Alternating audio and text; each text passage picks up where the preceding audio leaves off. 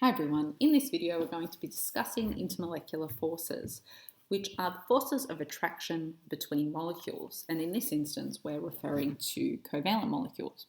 So the three types of intermolecular forces are dispersion forces, dipole-dipole forces, and hydrogen bonding.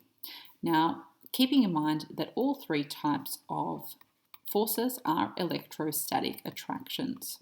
Electrostatic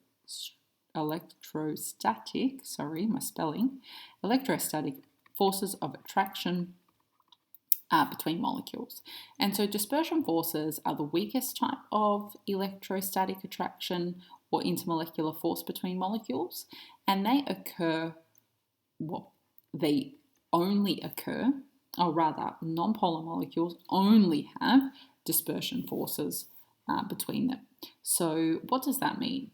Within nonpolar molecules, we know that there is no attractive force of electrons towards one particular atom.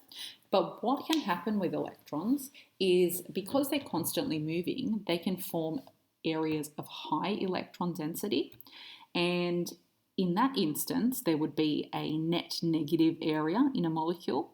And if it comes close to another molecule, it can actually cause that area of the molecule to become positively charged.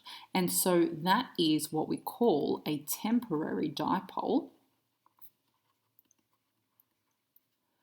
because it is an area in the molecule which has either a positive or a negative charge, and that is only due to the movement of electrons. And keeping in mind that that is temporary, so at any given point, if the electrons that are quite dense within this molecule decide that they've moved over to this particular region here, that is not going to be negative anymore, and this force of attraction will cease, essentially. So it's a temporary dipole due to the movement of electrons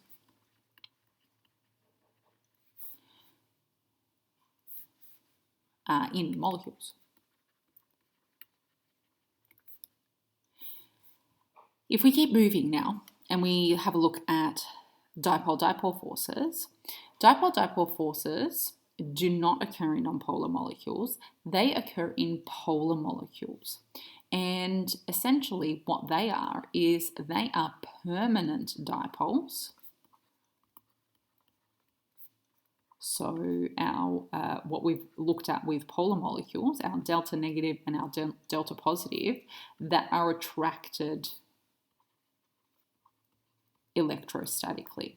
Okay, so as an example, if we use water as one of our examples, we've got, water, we'll actually save water for hydrogen bonding in just a moment. Let's talk about a molecule that doesn't have a H-NOF bond. So if we were to look at, say, for example, hydrogen chloride, okay, hydrogen chloride is a polar molecule,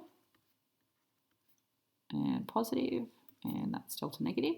And so the areas between the molecule here, so there would be a net force of attraction between the hydrogen and the chlorine atom of these two respective molecules, because this is delta positive, electropositive hydrogen, and the chlorine is electronegative.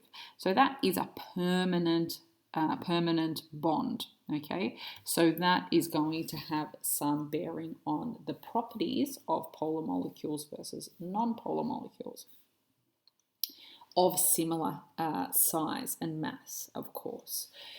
If we keep moving now to the hydrogen bonding, which is our final type of intermolecular force, and it is the strongest type. So we went in order from weakest to strongest. So dipole is in the middle.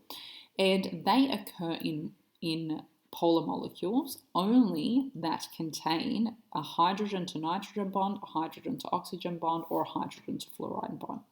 And so that is where we have water as an example come into play. So we know that the oxygen of water is delta negative and the hydrogen of water is delta positive.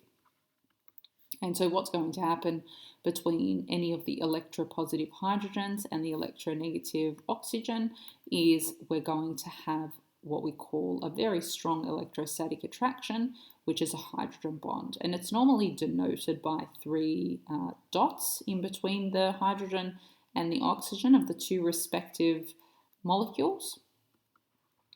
And we sometimes, well, a lot of the time, then we end up shortening hydrogen bond to H bond, which is there in the middle. And so this is the strongest type of intermolecular force, okay? So that is going to have some implications about the properties of molecules such as water, because water, being quite a small molecule containing only 3 atoms and having a mass of around 18, has quite a high melting and boiling point compared to other molecules of similar mass. Okay, and that's due to the fact that between these molecules is the strongest type of electrostatic attraction, okay, of intermolecular force with the hydrogen bonding.